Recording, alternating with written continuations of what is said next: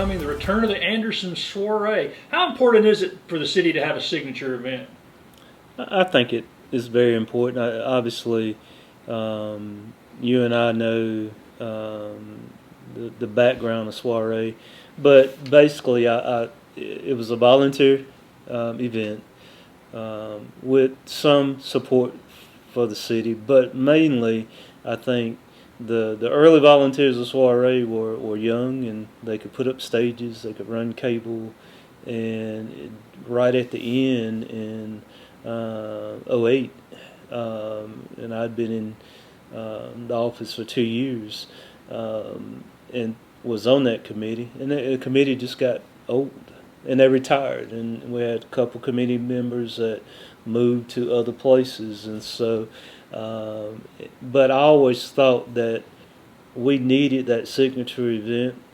And once we figured out, and we do it very well now, we can support it infrastructure-wise. I mean, we're pretty good at putting up tents, and we own our tents, and we have tables. And so when Caroline Gaddis came to us and said, "Hey, you know, our leadership class at the chamber, I want to present this to it." I thought it was a good fit because what we can do, we have Carolina Ren Park, we have a lot of venues that were not available a couple of decades ago, and so and we can do the infrastructure part of it, and we're good with that. And but the volunteer part of it, they still need to do that. I think what's really encouraging for me, being an old guy, the gray-haired old guy, is that some of the younger kids that remember Soiree, they're the leadership, you know, and they're the future leaders of our community. So two things, I'm excited to see what those 2 days do for our community. I can almost see it being a testing ground for more than 2 days, and I think it will be very well received. Well, you mentioned the new stuff. We got Carolina Rim Park and Church Street Park. We got parking garage. And I think we talked about before. Didn't you say there's better access to electrical power around town, right? Yes, yeah, and because it was Cable City last time. Yeah, yeah. I mean, it's very well. I mean, there's a lot of underground sources now. I mean, think about security. We pretty much have cameras on downtown, and so from a security point of view, our guys, our police department can man it in a booth and look at all aspects of the event, and, you know, and so you have eyes on the ground, but they're with security. I think about the venues now. I think our the day the new, and we're calling the North Main Commons, will be in play, and that's the space in between Magnetic Brewery and I call it the Old Den. I think John Wright Jr. is developing that space for retail, and we've got that little pocket park right there with the fountain that probably is going to be dedicated right around the same time with TBA. And so the streetscape going along North Main Street, adding taking that 4 lanes and narrowing it into 2 lanes, the infrastructure, the sidewalks that are connecting Calhoun, I think that's important. We're doing behind Kimbrell's, that parking lot behind Kimbrell's will be, we need parking, you know, and so that'll add an additional 26 parking spaces and I really do think that at some point sooner than later we'll have to do another parking garage somewhere, because parking is becoming a premium, as most people know who come to downtown. So yeah, all that's good stuff. Yeah, I think the city is growing, and that was sort of the next thing I was going to go to. You think about with the city's Chemtex revitalization that y'all are spearheading, the county's Equinox project. That's roughly 350 new housing units that will be part of downtown as it expands. Mm-hmm. How will that help and impact the city, and what are the challenges of that? I think the challenge of that, I can remember one of our former city managers, Linda McConnell, said that the parking patterns change every 90 days, and that's true. I mean, parking will continue to be at a premium. You know, with two garages, the parking that we have back in the event center, but with the Chemtech project, which are 130 some odd apartments, the county's project, you know, putting more people in close proximity to downtown is a good thing. I think the whole idea that the Chemtech's property and the revitalization of maybe even the Anderson Mill site and the Equinox Mill site, one thing it does is it redevelops area of our city and our county that needs to be redeveloped. You know, and I think that's positive. I mean, we've done some annexations over the last 18 months at Salem Church Road, Midway Road, you know, Old Williamston Road. That's important because, you know, as I've said before, the county does a really good job of attracting manufacturers, and they employ people, and quite honestly, we just need places for people to live, and so we've got to redevelop and build a housing stock. I want to talk to you more about that in just a second. Well, something you just mentioned there I think is key is if those three projects, like I said, one of them's not really even in the hard planning stages, the old Anderson Mill, but that will almost take care of most of the blight from around downtown. If we get those three areas redeveloped, I mean, we won't have any ugly old properties to do anymore. That'll really be a huge expansion of downtown. It will be. And we remember, we're old enough to remember downtown and some of the eyesores. And I asked either Glenn Davis or John Wright other day about the county space, and I guess they're going to green space that temporarily until something else comes along that I want to obviously put a lot of infrastructure into it. But I mean, another green space, another place. And so I do think that the Central Business District, with some of the developments that are going on, the old Palmetto building, the lofts of the lofts that have been, and I think those are, if I'm not mistaken, Greg, 30 some odd units. And they're working really hard. I think I just heard they're pre-leased everything, and they hope to be in there hopefully by July. So that's a big thing. It is, and that reminded me too. The area, some of the areas were sort of identified in the Shock This Block. What about those buildings across from the little park area with the Power Wheel and stuff? You know, there was some talk about those. Any progress on those? Which one? It has the open between the two buildings on Whitner. Drawing a blank. Okay, next to the elephant parking lot we were just talking about. You know, kind of you go ahead across McDuffie and down those two buildings with the open. Oh yeah. Yeah, I mean, those buildings have gone in and out of contracts, but I do think that it's a sooner than later type of thing. I think sometimes the economics of how the economy is doing, and you know, and I think probably our parking garage and the new Home 2 Suite. I mean, we got that one. I think we talked about this before, that when we financed the parking garage was the week of the pandemic shutting down, and the banker told us that his boss just called him and said that's the last deal, because who knew what the COVID was going to do. So I think probably what I've noticed over the years is even the the Great Recession in '08 generally hits our part of the country 18 months to 2 years before it hits other parts of the country. And so hopefully with inflation, gas, Ukrainian war, hopefully there's a dip, but hopefully it won't cause projects to stop. How about that? You mentioned the parking garage. We're looking at the restaurant or the whatever on the top of that. Has that Yep. made any progress? I think we are very close to announcing that project.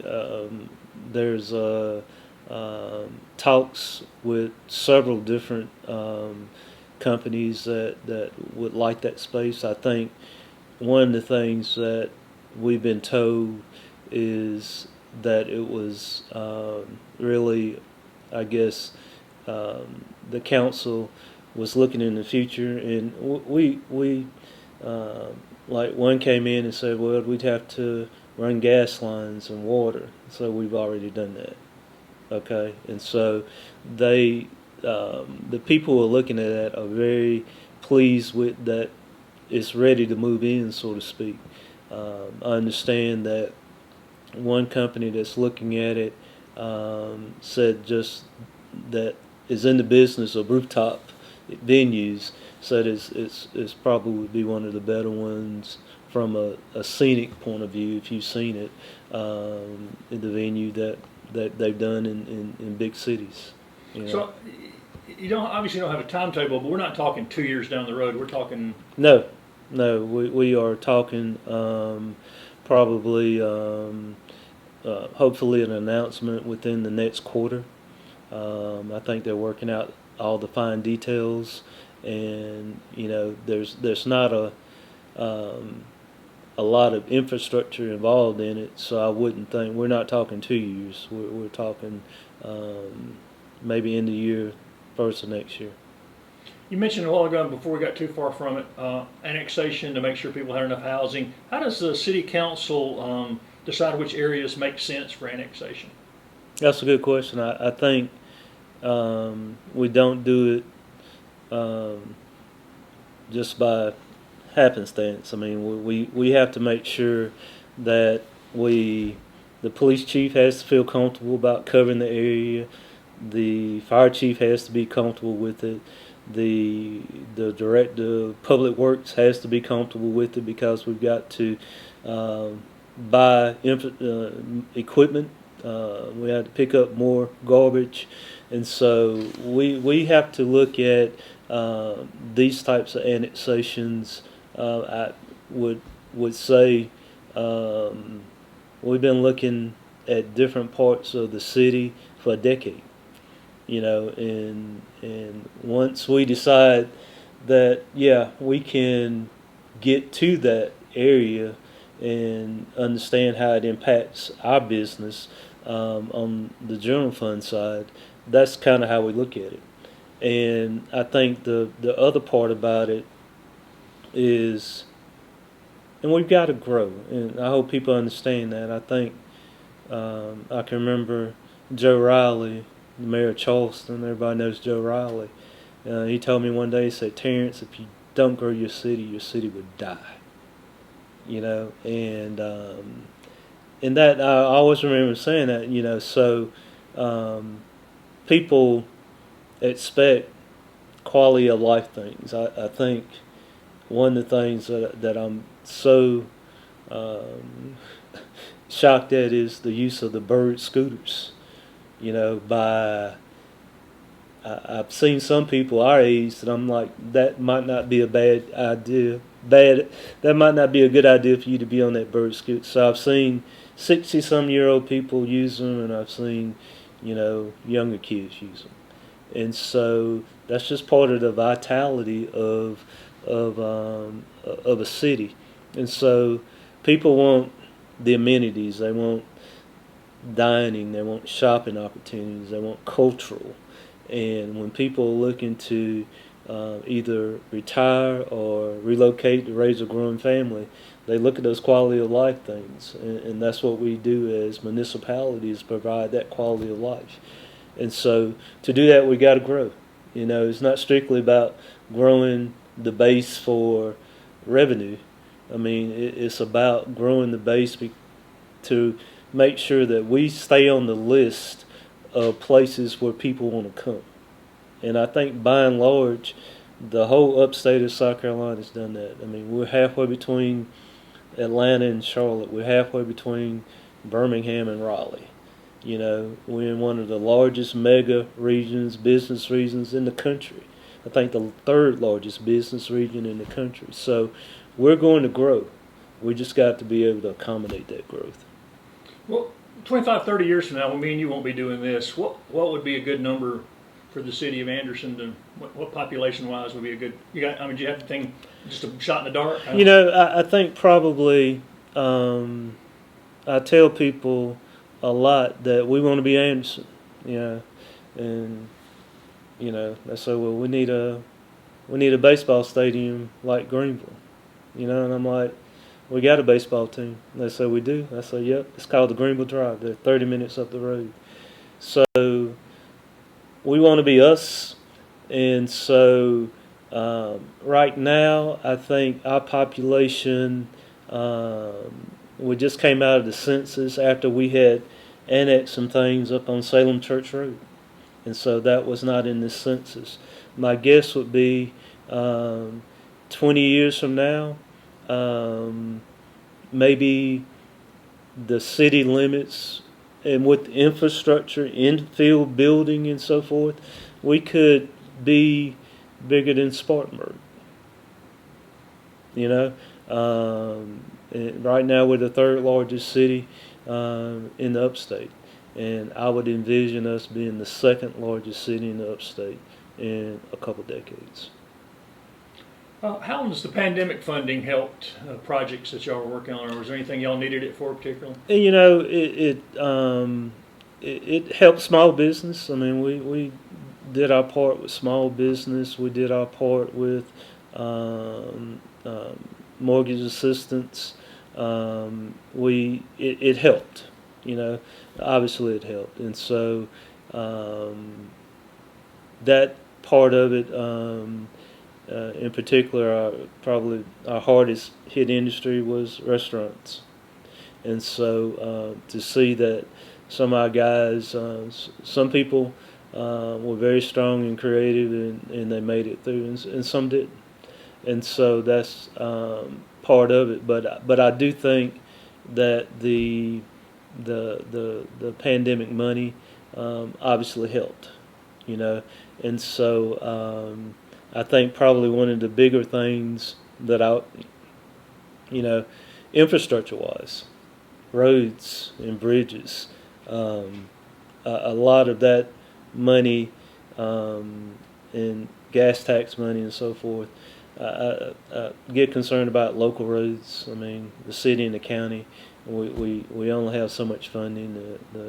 Our transportation committee can only do so much, and so a lot of times people complain about roads and to city and county council, and a lot of those roads are state roads.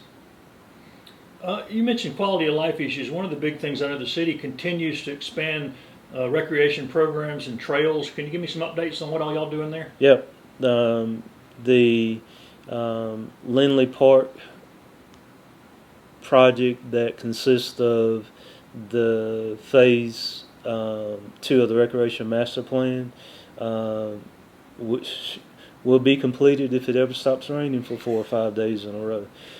We had hoped to have those ball fields up but rain gets us. But it's going to be a state-of-the-art facility where we'll have 2 baseball fields. It's going to be artificial turf. We'll be able to do football down there, concession stands, bathrooms, and so it will also be the first phase of the Lindley Park extension. Internally, we're calling it Upper Lindley and Lower Lindley, But Upper Lindley, that trail system, hopefully we will probably seek funding for that this summer, and some of the engineering has been done, and so I would envision that trail starting maybe later on this year. But it'd be good to be able to connect Upper Lindley through the rec center to B. Thompson Park, you know. And I think probably speaking of B. Thompson Park, has become one of the most popular parks in the whole metro area. The playground equipment, the surface, state of the art, and we are about to duplicate that in DB Walker Park. It'll be a different theme, and that's exciting because that park has created a go-to to B. Thompson Park, where people wouldn't necessarily have gone to that side of town. But, you know, it's safe, it's inviting, and you go by there, and if you hadn't been there, but if you go by there, you got a small kid, the zip lines and the swings and so forth, it's a great little park. And we're getting ready to do the same thing at DB Walker Park, and try to theme something different in all the parks. How about the rec center? It seems to be getting lots of use. Any plans to expand the rec center? Yeah, we need to do that too. We probably after we do the ball fields, start on the park. There's a need for more fitness for seniors. What we found is maybe seniors like the maybe the lower activity pace than Hawaii or goes, and a lot of our senior population, as far as just the use of the facility and the classes, has really taken off. And so we looked at doing another wing of that building in the field that would be in between the ball fields, and so quite naturally you could do maybe a couple more basketball courts that would relieve some tension in regards to who would have thought pickleball would have been what pickleball is, and aerobic classes and so forth. So there's a need, and we are in a position to continue to keep going the master plan. I have to ask everybody this. Have you played pickleball? I have not. Well, I swung a paddle, so I have not been on a court. Hadn't joined the league yet, huh? No, I have not. Yeah. How much does hospitality tax help with recreation? Tremendously. You know, we started when the city started hospitality tax. I think the first numbers were maybe $500,000, and again, obviously that's the 2% that you receive on food and beverages throughout the city.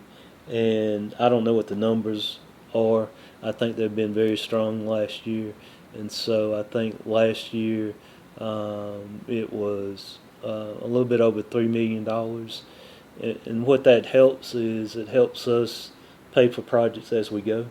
We're not borrowing money. We're trying to be good stewards of that money.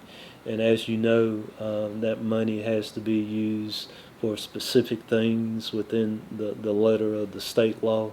And but without it, you know, we without it, Carolina Rim Park would have had a hard time. The bike trails receive some of that support, and so by using some of the general fund dollars and the hospitality dollars, that's how a lot of the recreation stuff gets done.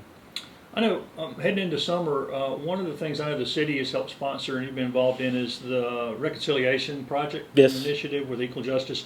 Have you received any updates? I know there's a big event planned for June. Have you received any other updates on the soil gathering, et cetera? You know, we've had two soil gatherings. I attended one. The one I attended was in Piedmont.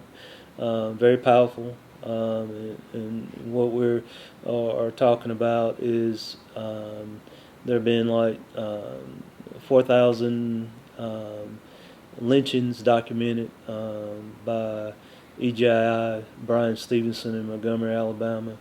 And so we've identified 5 here in Anderson County and had great leadership from Dr. Ancona Anderson at Welfare Baptist Church, Dr. Stuart Sprague, in trying to,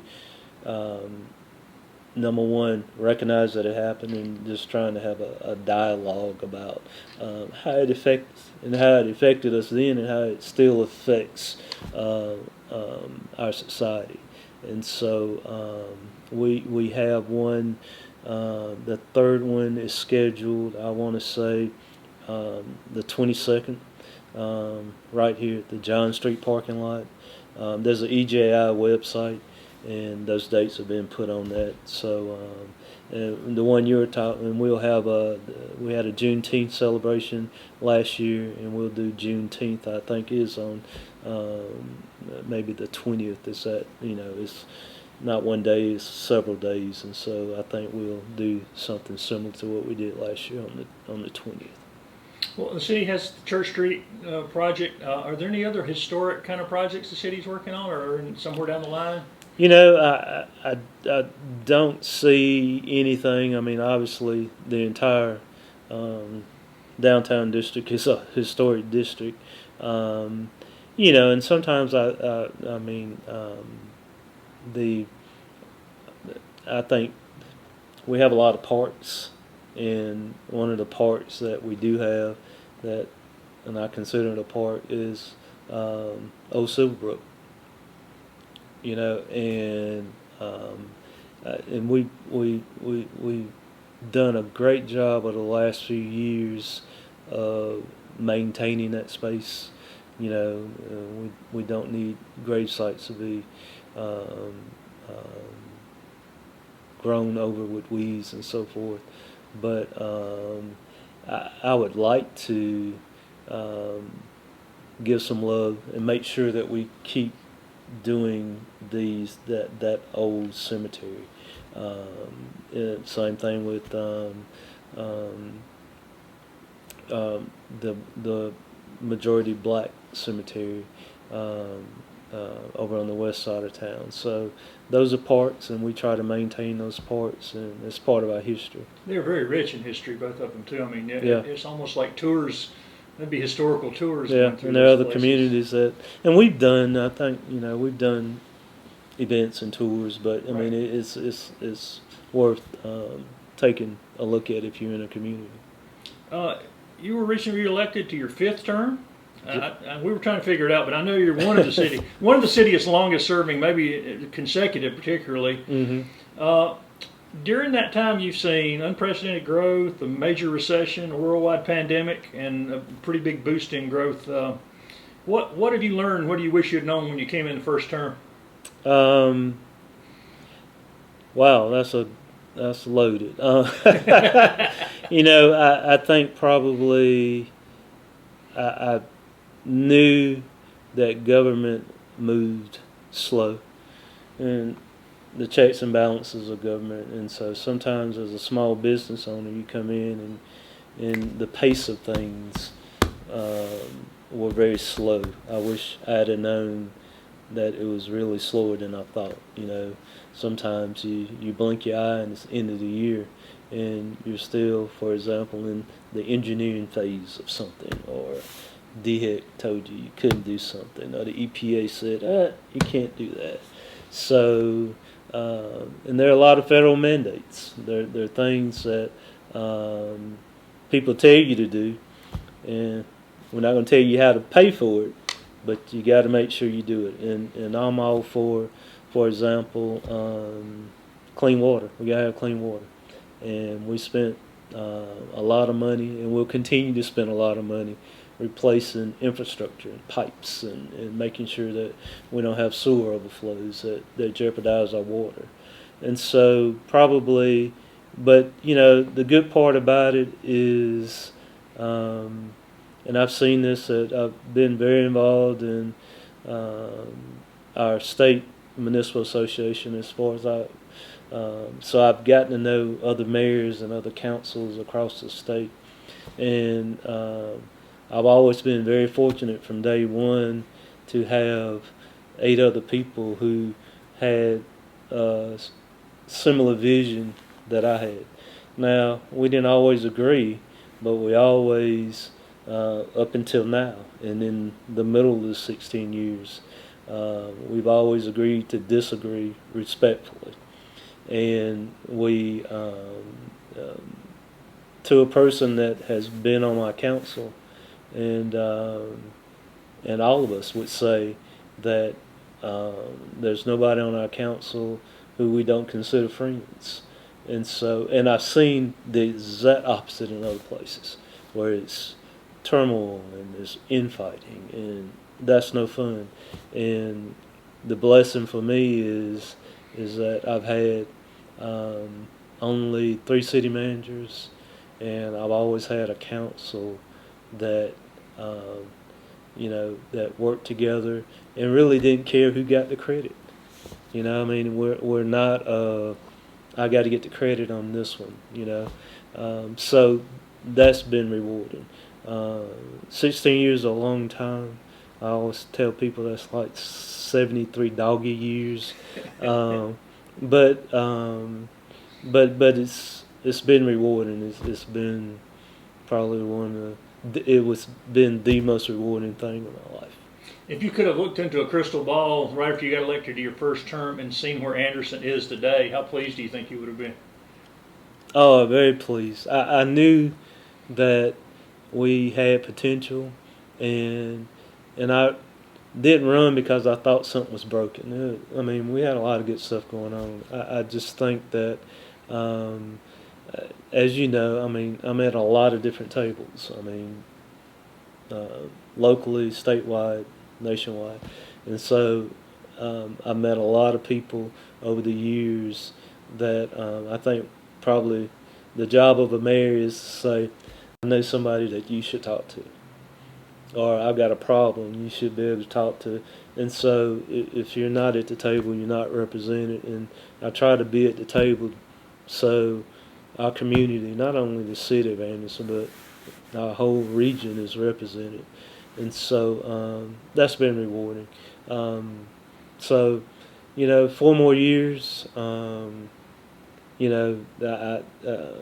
Bill Barnett, former mayor of Spartanburg, he said the bad thing about this business is that you always have one more thing you want to see through. And I think that's not that it's a problem, but that's where you get to where you go, and I'll speak about recreation master plan. Our friend Bobby Bevel's been wanting to retire for a while, but he can't get that ball field. So he won't retire until he gets that ball field built and he gets that trail system. So hopefully he'll be able to retire this year. Well, and for you, it's a lot of work for a part-time job. It is. I have to remind myself sometimes. People always ask me, you still have your state farm agency. I say, you don't understand how this works. I do. The business allows me to do things like this in the middle of the day, but I still put in my 40, 50 hours a week there at State Farm. Yeah. Got a lot of people depending on me to show up and sell insurance.